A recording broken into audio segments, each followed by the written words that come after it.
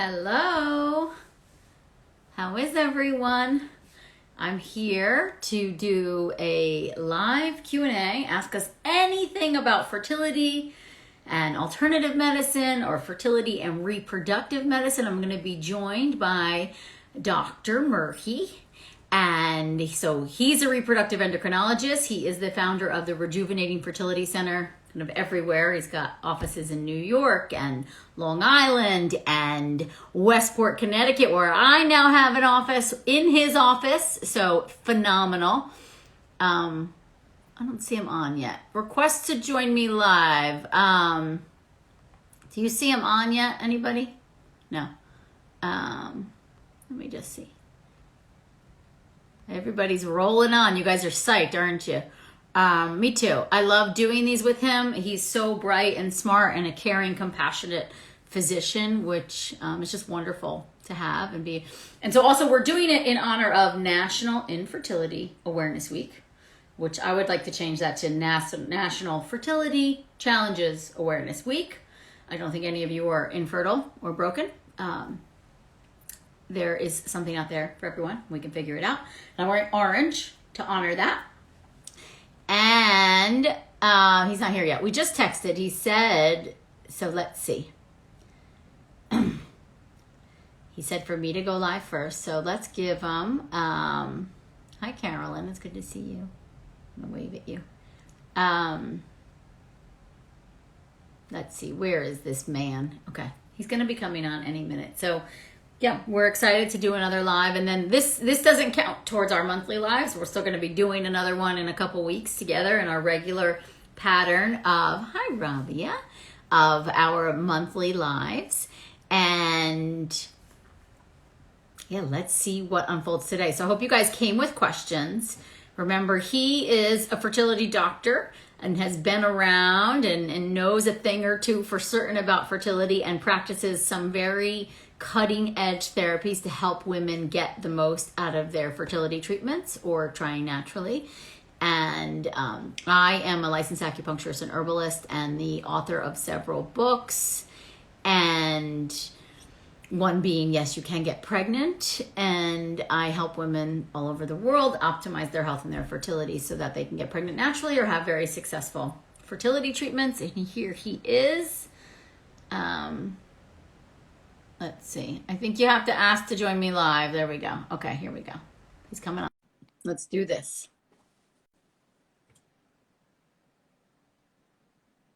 We're waiting for him. Hi. I'm you're sorry. Still, I'm so sorry. You're still at the office? I thought you were going home. I never go home. I'm always working. You know that. Did you see the present I left for you on the desk? Love it. Okay, good. Love it. Thank you. I came in with James. He was looking for you, but you weren't there. Thank you. My son has a little obsession with Dr. Merhi. It's kind of cute. They haven't actually met, but he talks about him a lot. And he's like, Dr. Merhi, so can you ask him to get us a baby? That's what he said. That is so cute. I can't. He's like, because the one day he said, what does he do for a living? I said, he helps women make babies, like similar to what mommy does. And he was like, well, I think it's great. Let's get you a baby. Oh, that's so cute. So no pressure. Really we'll cute. figure it out. Don't worry. No pressure. Yeah, Amy. Thanks a lot. You tell me why I'm working all day long. I so I can help know. people. Sorry. Yeah, I know. It's a disease that you have. You want to help everybody. Oh, can I turn off my comments? Well, then I can't see the questions, guys. Let's see. I don't even know how to turn off comments. I can do this so that someone wants to see my face. I'm not that cute, but here. Can't see the doctor's face. I don't even know how to turn off comments. How about that? But I Beth, don't think maybe if you know how to. I don't know how to. You can tap on the screen to minimize the comments. Yeah. You can what? Tap on the screen to minimize comments. I'm not sure. Oh, I just did it. Okay. I minimized them. Look at that. Cool. So now we can see your face. Okay, thank you for whoever gave us that pointer. Oh no, now they're back. So if I see. There we go. Okay, got it. So how are you? How was the day? Okay. Very good. Still busy. I'm Yeah. still working. Okay. So we're doing this Q&A. Well, we're doing this for National Yeah, Infertility I'm wearing my Awareness Week. orange. You can't quite see it now because I've been blocked out, but I have my orange on for National Infertility Awareness Week. Although I would like to say that I don't like the word infertility, right? I think I'm in the boat We of these are discussed that. fertility Yeah. challenges. We could do some fertility rejuvenation. I mean, which is so funny with your clinic name because I said that in my book. Like I was like, you're just needing some fertility rejuvenation. That's how I see it. So Before I even met you. it's it was in the stars. It's more this thing So of I like want you're to do not some broken. comments about the word infertility, and Yeah. I agree with you 1,000,000,000%. Let me tell you, first of all, there was a period of time where there was, all the fertility doctors were using the word subfertility. Yes, which is so much better. It's better and more appropriate because It to me, is because that's what it infertile is. meaning you cannot, Yeah. but it's really not subfertile. No. It's similar to premature ovarian failure or POF. It's not a failure. Mm-mm. They call it now insufficiency, and they Insufficiency. change That's the what it name to is. premature Yeah. ovarian insufficiency. Yeah. So to me, infertility should be replaced to subfertility. Mm-hmm. Mentally, it's better, on the Because person. women just feel so broken. It's like, and I always say it's not an on-off switch, right? There's so many things we can do to help maximize. Yeah. So I definitely agree with that term. But the National Awareness Week is really, we really need to do a better job, in my opinion. I was talking to Dr. Vidali today. We had a nice conversation. Nice. I have to watch it. And we were talking about, that the awareness should not just start with patients. Patients know about infertility or subfertility, but we need to reach out to the regular public who don't know about it or who don't think about. I had a patient today telling me, always, thought life would be easy. I'll just get married, have kids, and bomb. And look, I'm sitting in front of you, struggling because I didn't know infertility even existed. Yeah. So we need to reach out to those people, but also to the government and to all the lawmakers in every state, for them to understand that it's very common, and 1 in 8 couples do have infertility problems. And I compared it. Sorry for the comparison again. To breast cancer incidence. Yeah. 1 in 8 women have breast cancer. And we know all about it. We're doing everything prevention-wise. Yeah. And we screen about it, and mammogram, and it's covered by insurance. But yet, infertility is not covered by insurance the majority of the time, which to me is not fair at all. Not fair at all. So I agree. And I think that, I always say to women too, it's like you spend all this time and energy planning your wedding and prepping and spending all this money and on this one event. What about preconception? No one's giving us these tips and tools about preconception care and the things that I think there's a lot of stuff we could manage to then prevent fertility challenges down the road, or at least be aware of, right? Even, some of the, the testing and things like that women could do as well. But I agree. There's just not enough education around there. Also the OBGYN doctor and primary care doctor, I really think we need to do better job.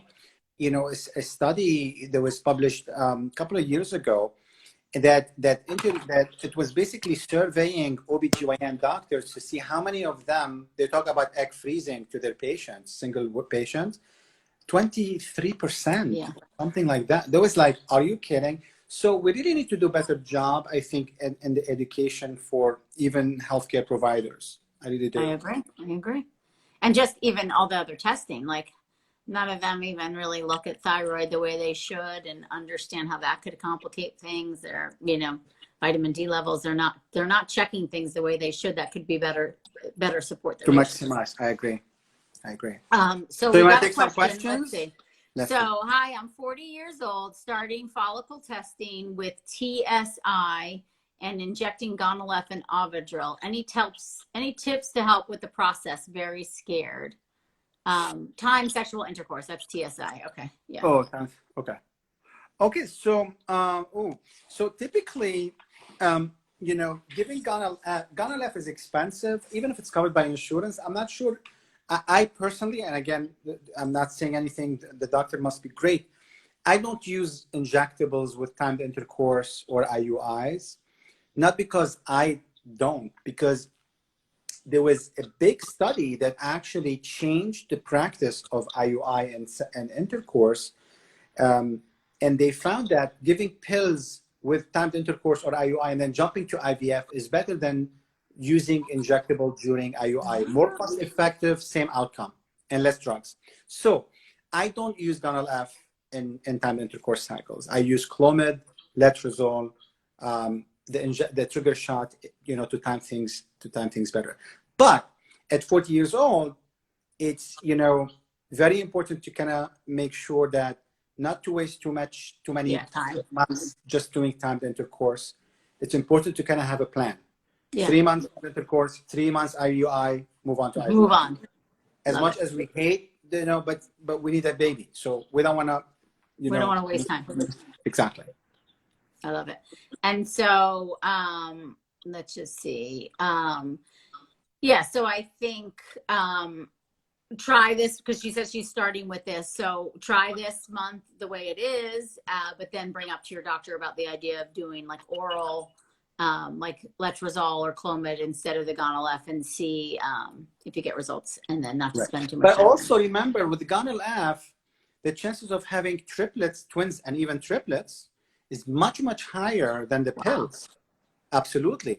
Because remember when you take, if you have 3 follicles or 4 and you inject sperm, you can control what the sperm is doing inside the body. So, minimizing multiple pregnancies by avoiding the injectable is usually recommended. But again, I'm just saying in general, there might be everyone has their different approach, and I do think everybody does what they feel most comfortable with, right? So, so someone else says, I snore every night. Can this affect fertility? I'm not sure if I suffer with apnea.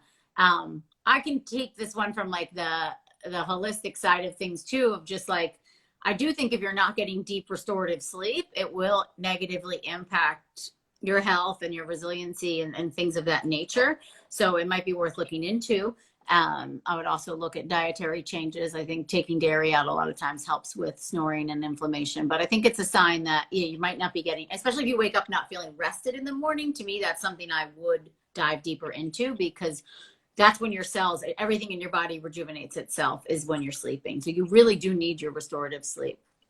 I agree with you 100%. It's interesting though, just I want to mention to the person who asked the question, is if she has PCOS or polycystic ovary syndrome, there is a strong correlation with the sleep apnea. And when you get PCOS under control, the sleep apnea disappears. What is the correlation? Can you explain it? Well, the insulin, nobody knows, but insulin resistance plus being, usually they're a little bit overweight, all these with the insulin resistance do cause sleep apnea. So the guidelines by the Endocrine Society is to make sure 3 things for women with PCOS: diabetes, sleep apnea, and endometrial cancer, because they don't get that. I never knew apnea. Yes, but it makes sense. So from a Chinese medicine perspective, it's the same thing of like, there's an accumulation, there's like phlegm, like the cysts are phlegmy to us, and it's like they're like, and that would translate to like inflammation. And typically when you see the sinus congestion,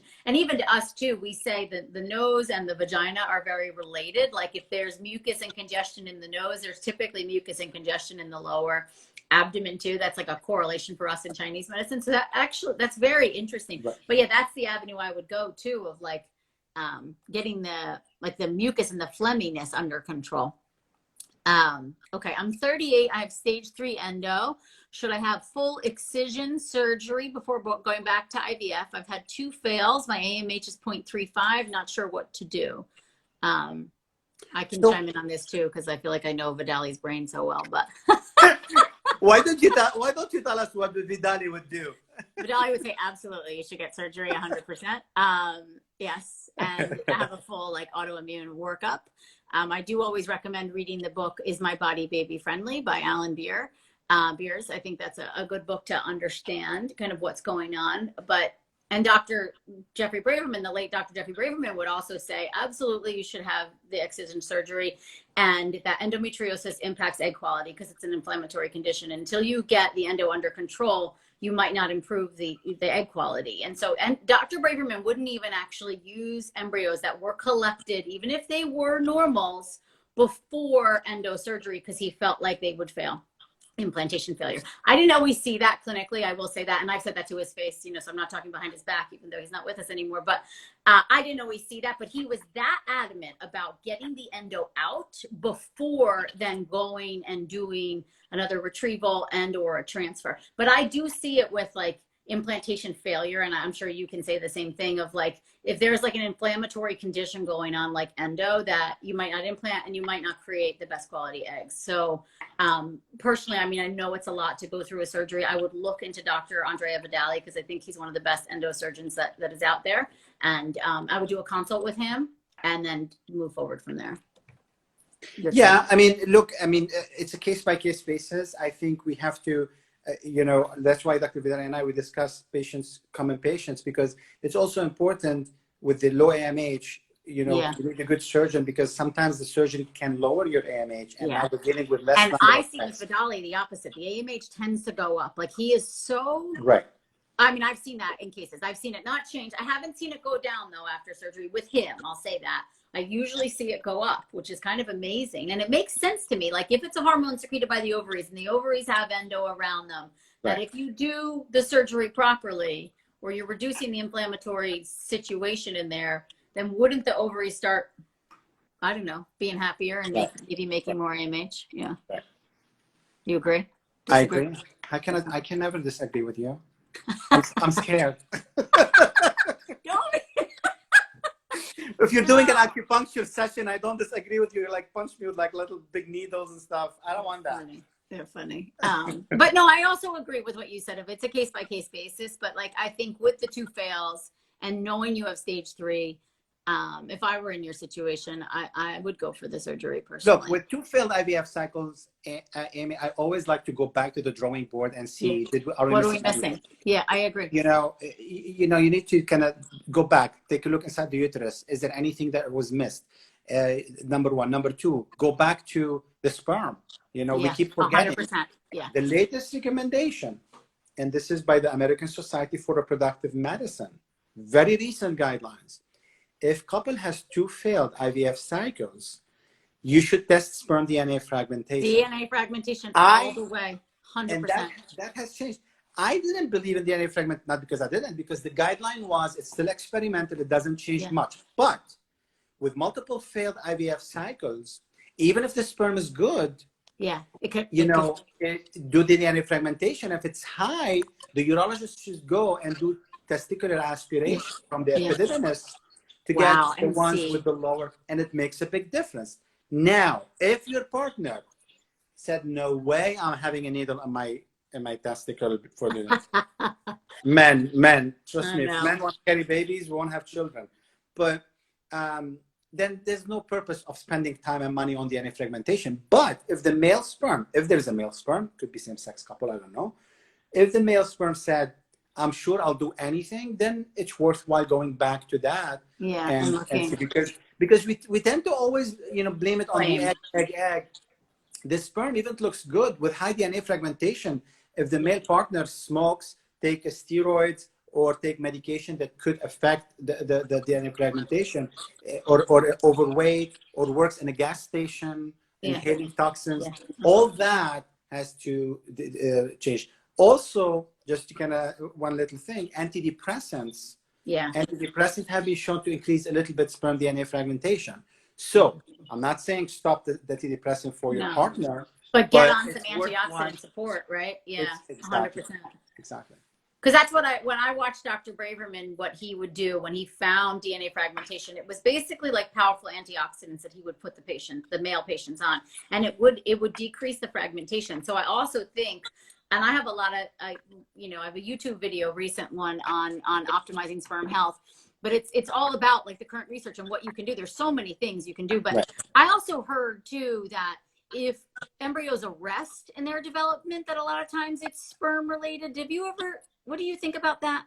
So that's an important question. So the embryo development between day 1 and day 5, it varies from day to day. The first 3 days, it's 95% egg issue. That's what I thought. Yeah. And then the last 2. The DNA of the sperm kicks in on day 4. Wow. Day 4, day 5. So If embryos are arresting, if they look perfect on day 3 and they're starting to stop between day 3 and day 5, and trust me, this is more common than you think. Yes, it's so common. It's important to start to think, okay, let me go back to that testicle and suck some sperm. Yeah. Wow. Yeah, because I've heard that too, of like the arresting embryo development, that a lot of times it could be sperm related. And oh, but the sperm's fine. I'm like, but you should get a DNA fragmentation test, or at the very least, like, let's get them on some supplements and like change some things around. Yeah, I mean, zinc, vitamin E, all these are antioxidants. L-arginine, good for the sperm. Yeah, good fish oil. Okay, so irregular cycles and PMS throughout the month, and cystic and cystic nodules on thyroid. Any tips? I would make sure you have a complete thyroid panel, TSH, free T3, free T4, thyroid antibodies. You have to make sure you don't have Hashimoto's, and make sure your TSH is in range. It should be below a 2.5, right? Absolutely. The TSH should be less than 2.5. That's also recommended. So even though the normal range for TSH or the thyroid is between 0.5 and 5, but if your number is 4, even though it's normal for women who are not trying to get pregnant, it's not good for us. Not normal for fertility. And by the way, you caught one person, Aimee, I remember. The doctor said no, and then you said yes, and you were right. So I put her on it. That's right. So it's important to have it between 0.5 and 2.5. Yeah. Very, very important. It's correlated with miscarriages and failed implantation if the TSH is not well controlled. That's it. So, yeah. And I would also think like some of the other cycles, like irregular. Oh my God, there's so many questions now. We're gonna have to cut this off at some point because this man has to go home. But irregular cycles. Wow, oh my God, I lost our question. Okay, here we are. So Sophie, so irregular cycles, I would definitely look at diet and lifestyle and supplements, all the things I talk about in my book too. But really look at that TSH. Make sure you had a complete panel. 34 with hypothalamic amenorrhea, lean PCOS. All 6 embryos went to blast. Any success with poor and fair embryos? So you didn't test them, I'm assuming, right? If they just went to blast, so they're frozen at blast. So hypothalamic amenorrhea and lean PCOS. This is very tricky, okay? Yeah. It's very, very important to differentiate the problem, because I'm assuming this person doesn't have regular period. No. If you don't have regular period and you're skipping, it could be from the ovary or from the brain. But she gave us 2 problems and the same, PCOS and hypothalamic amenorrhea. It can happen. There are some data around it, but we need to make sure that it's not one or the other. What I'm trying to say is that it's very rare to have both at the same time. Got you. Okay. Right. So one's coming from the ovary versus one coming from the brain. And correct. The brain, if you have hypothalamic amenorrhea, you are not ovulating, right? Is that correct? Correct. But then you need something like how could you have the PCOS, right? You need Manipure, which is FSH and LH, in order to work as if there's a pituitary, there's a gland, in order to cause the ovaries to the good news is she got 6 embryos. They went to blast. They get pregnant very easily. Yeah. Once you figure it out. So I guess her question, any success with poor and fair embryos? I mean, if you haven't tested them, I mean, you transfer untested embryos, right? I do, and honestly, the grading is very subjective. If you give an embryo to 3 embryologists, one will give you A, one will give you B, one will give you C+. So it depends on how you're looking at the embryo. But having said that, it's unfortunate that the genetic testing does not correlate with the grading. And I can tell you from experience, I have embryos that are AA, beautiful, Aimee, beautiful. And you test them, they're Down syndrome. And then you have a C embryo. Yeah, and it's healthy. And then the implant gives you beautiful, perfect baby. So something we still, to me, I always say, if you're doing genetic testing, the grading doesn't really matter much. Yeah, right. But if you're not, but does the grading matter then, either way, just transfer? If we're not, then we have to go by the grading. That's the only thing we have to work with. Yeah, right. Yeah. But yeah, I remember that with PGS testing in the beginning, that the naked embryologist's eye in comparison to the PGS testing was actually not accurate. Like you would have a beautiful embryo and it could still be abnormal. Yeah, they're not. You would have an ugly, fragmented embryo and it was, Absolutely. Um, okay. Let's see. Oh, so Carista, was that your question? Wait, did I miss Carista's question? 41. Okay. I'm currently in it right now. Love it. Okay. Just in my fourth retrieval, 18 eggs, 5 blasts tested. Okay. Amazing. So she's talking about, okay. So here's my FSH has been consistently, that's amazing news, Carissa. My FSH has been consistently in the 20s and I'm supposed to start IVF, but then this cycle, all of a sudden, cycle day 3, my FSH shot up to 56.3. How could this happen in 1 month? The cycle is so different now. I want you to take that. Yeah, the answer is yes, it does. The FSH varies tremendously. A lot of things can shoot the FSH. The issue is not really the FSH. A lot of people panic. I have patients who have FSH over 100. What I panicked was like 2 months ago. But I have patients who have FSH over 100 and they have babies now. I'm not I've seen lying it to you. too. I've seen 60s, 70s, and then like 2 months later it's a 12. But they make babies. I agree. Yeah, it But the doesn't key, correlate. if she's starting IVF, she has to be extremely careful. Now, I always tell patients, if your FSH is high, your body is stimulating itself. Yeah. You don't need more stimulation. Right. You need suppression. And this is how when we use estradiol or birth control pill to shut it down before you start anything. But be gentle. Try to do natural IVF rather than stimulated IVF cycle. Yeah, well, you don't need the FSH because yours is already high, right? I mean, that's exactly what you're saying. But the injections are FSH that you spend right, $10,000 on. They're FSH made in the lab. So. When should I expect to get my period after an early miscarriage? Maybe 6 to 7 weeks. This was my first time getting pregnant after IUI. Well, sending you lots of love, Maggie. I know, I'm so sorry. I hate miscarriages. I think if you miscarry naturally, it usually resumes like 4 to 5 weeks. If you have a DNC, it could be like 6 to 8 weeks. Everybody's different. I recommend acupuncture, Chinese herbs, like castor oil packs. Those things will really help kind of bring it on. And then I don't know about this, that this was my first time getting pregnant after an IUI. Is my risk of future miscarriage higher? I don't necessarily think so, but I want to hear what you have to say about that. The answer is every miscarriage is independent than the other. If you have a miscarriage right now, I mean, you have a couple who have Down syndrome baby and then normal baby or vice versa. Every egg is different. So not necessarily you might have a higher miscarriage, but with IUI, because we're putting the sperm and we can't test the embryo and the egg, you know, it's hard to know what's going to happen. Gotcha. You kind of force nature's hand a little bit. Yeah. Right. Yeah. As far as the miscarriage, I agree with you, Amy, that everybody's different because the ACG, the hormone pregnancy level, you need to wait for it to be cleared out of the system. But everybody clears things differently based on their kidney function and everything. So some people in 2 weeks, everything, bam. I'm like, what? Your ACG dropped from 5,000 to 5 in 2 weeks. They're ovulating in 2 weeks. Forever. So everybody's different. Yeah. Yeah. And I would think too, like one thing that, you know, I learned a lot from working with like the Vidali Braverman group is like in the recurrent miscarriage category, you know, if you have any other like seemingly autoimmune type conditions, maybe you go to a hematologist and get a clotting factor panel or ask your practitioner, the doctor who did the IUI, to do a miscarriage panel on you, just so you could rule out if there's a clotting factor issue that maybe caused the miscarriage. Make sure to check your thyroid, that kind of stuff. So you go, I always say to girls too, like you want to go into the next pregnancy, like armed, feeling like you checked the boxes, that you did things differently, even though miscarriages happen 20% of the time and it can be as random, you know, so it's kind of like where your head's at, but it doesn't mean that your likelihood of having another one. Also, testing the tissue, if she did DNC, testing the tissue for chromosomes, I think would be helpful. If it's genetically abnormal, we know what the answer is. If it's genetically normal, then you need to look deeper. 100%. And I missed that. You're right.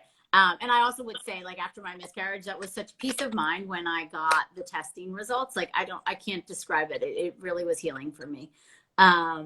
I've been on very low dose of Menopure, 75, and gone left 75. It's been 16 days of stimulation, and the follicle is growing, but slowly. Can so many days of stimulation harm the egg? There's only one. Look, I mean, the reality is, first, I want to know the age of the patient. If the patient is over 38, the answer is yes, it could. Yeah. Why? Because as we get older, like, look, I mean, when things become more fragile and more sensitive, So when I was a teenager, I would fall on the floor, I would bounce back. But now if Yeah. I fall down, you're calling 911, Amy. But you know, all jokes aside, egg is the same thing. They become more susceptible to the drugs as we get older. But also, if you're taking 75 and 75 and you're not developing anything, all I can tell you, if you don't take anything, you might develop one follicle. So it's better not to take anything than taking medication. That's one of the reasons I love you. I agree with that so much. Why do all those meds if to just get one or two? Like that's what you're going to normally produce anyway. And yeah, and talking about the age thing too, what I say is like, even as we get older, the pipes get clogged more easily, right? You know, it's like we just can't detox the same way we did. And so we're more sensitive to the meds. And I do think they harm. Okay. I think we're going to take like a few more questions because then this man's got to go home and rest. Just turned 40 years old, went to a consultation for IVF to be a single mom. They found quite a big ovarian cyst and a polyp, so suggested to go under surgery before the IVF process. I'm very concerned. I mean, I do think, right, I think I know what you would say. If the cyst isn't secreting estrogen, maybe we don't care so much about it, but the polyp could impact implantation. Yeah, this we needs to be taken out. Yeah. Thoughts on priming with Omnitrope, estrase, and prometrium for 30 to 60 days prior to doing mini IVF. I'm 45, attempting IVF for the 5th time, but this is my first time priming prior to a cycle. So the answer is, I'm not sure why the prometrium, but all I can tell you is the Omnitrope, which is human growth hormone.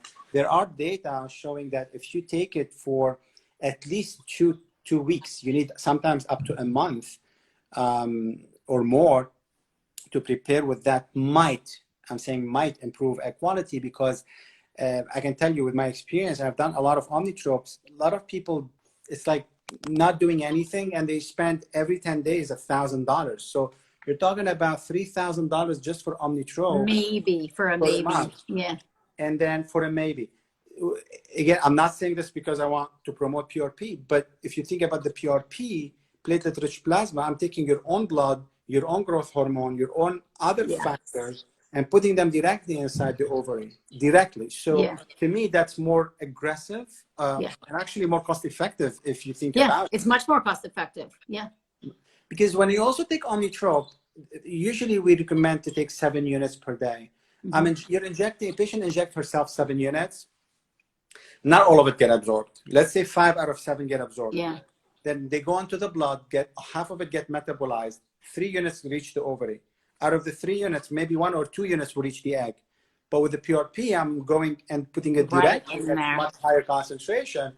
So to me, it makes. But some people in Cyprus, they do both at the same time. Wow. PRP and prepare That's that guy with. in Greece that does the. Correct. Yeah. Now, as far as the estrase, I like estrase, varies from person to person. But prometrium, I'm not sure why would someone do that, unless for 3 months you have to have some prometrium. Otherwise, there will increase risk of endometrial cancer without anything like that. Okay. Interesting. Okay. So how do you feel about one more, and then we'll let you go? Yes. Okay. Okay. Can egg quality be improved with low AMH at age 35? So I'm going to tell you to go watch the video him and I did last week. Okay, here's a good one. I have low AMH, 0.35, but normal FSH. I'm 33, hoping to have multiple children. Would you recommend embryo freezing? So 1 out of 5 women will have discrepancy between AMH and FSH. How many? 1 out of what? 1 out of 5? 1 in 5.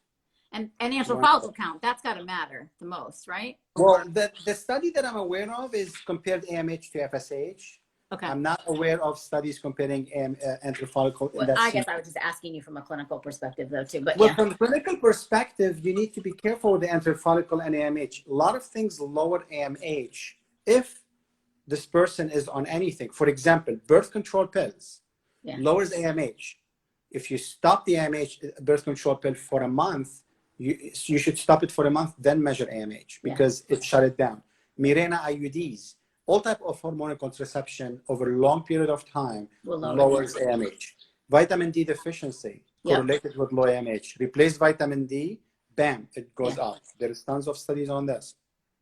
Smoking, you know, being overweight, losing weight improves the AMH. So the fact that the FSH is good is great, but with the AMH, if the antral follicle count is low, I would definitely bank, because if you get pregnant today and you don't have anything in the freezer and you're 33 with AMH of 0.35, you need 9 months of pregnancy, then you deliver the baby, then postpartum, try again. That's 2 years from today. Your AMH might be 0.1. Yeah. Much harder if we don't Yeah. have anything in the freezer to do anything, you know, to get pregnant again. So I'd rather be on the safe side. Yeah. Listen, I've never heard someone saying, I wish I didn't freeze my eggs or my embryo. Yeah. I really didn't. I mean, Yeah. I always hear the opposite. So to me, why live through this anxiety? Yeah, just do it. I mean, the other side too is I've seen AMH go up with age. I'm sure you've seen that in cases where it's like appalling sometimes, where you're like, how did your AMH go up that much? But is it because of like radical lifestyle changes, right? That if they were doing certain things that were suppressing it and then they removed those things? Yeah. The answer is yes, but also, Amy, one important thing is different labs have different standards for AMH. Ah, okay. So if I take your blood and send it to 2 labs, I might get 1 or 1.5, which is a big difference. Big difference. And also, the lower the AMH, less than 1, the more likely the variation between tests. Oh, wow. So you might get 0.4 today, 0.7 in 2 days. Okay. Just because it could be, I'm not saying the diet and all that doesn't help, but also you need to see what the lab and who did it. Yeah. Because if you see how they do the test, mistakes could happen. Yeah. When they do the test. I say, okay. I know. What is DNA fragmentation? What should it be at? If someone's asking, is there a percentage? So there's multiple tests. It all depends on the test. I do believe the most common used one recommend less than 25% fragmentation, but I could be wrong. Please don't take this number. It depends on the lab. And the normal AMH at age 40 is usually 1. Yeah. 1. Okay. All right. We're gonna let him go home. And he's tired. Okay, wait. This girl, 44, worth going into retrieval on no stim, only BCP, possibly 1 egg, or do I do an IUI and try or skip and try to start oral stims? I'm a little confused. 44, going into retrieval on no stims, only birth control pill, possibly 1 egg, or do I do an IUI or skip and try to start oral and stims? I wouldn't do IUI. Let me tell you why. Because if, God forbid, it's abnormal egg and it sticks, and then we get pregnant, miscarriage, get miscarriage, then do a DNC, then wait till it's over. We lost a lot of time. So to me, I'd rather, you know, again, case by case basis. But I'm just trying to be the devil's advocate here. Yeah. You'd rather go in, fertilize, see if it grows the blast, test it, right? You would do all that. Or I would bank, not just test it, bank before you end up in a miscarriage and waste 9 months of your life, and then you could have banked multiple other embryos. Yeah, I agree. I feel like I lost like almost a year, I feel like, from my miscarriage, I swear, you know. Yeah. Okay. This is where we're going to wrap it up. We're going to let this man go home. He's tired. He's had a long day, but thank you for being so dedicated to this community. And yeah, I'll talk to you later. Okay. Thank you for my gift. Bye, guys. Thank you so much. Bye-bye.